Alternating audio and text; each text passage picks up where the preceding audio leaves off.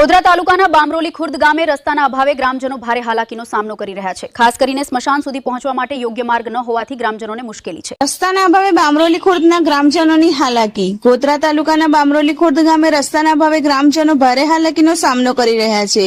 ખાસ કરીને સ્મશાન સુધી પહોંચવા માટે યોગ્ય માર્ગ ન હોવાથી ગ્રામજનોને મુશ્કેલી વેઠવી પડી રહી છે।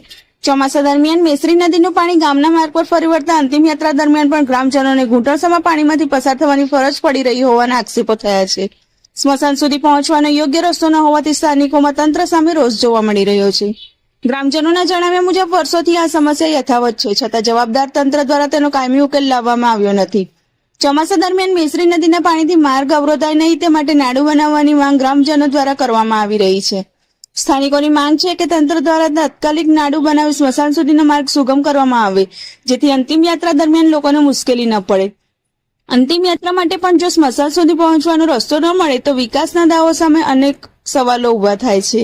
હવે તંત્ર આ વર્ષો જૂની સમસ્યાનો કાયમી ઉકેલ ક્યારે લાવે છે તે જોવી રહ્યું। BNA ન્યૂઝ હંમેશા તમારી અને સત્યની સાથે।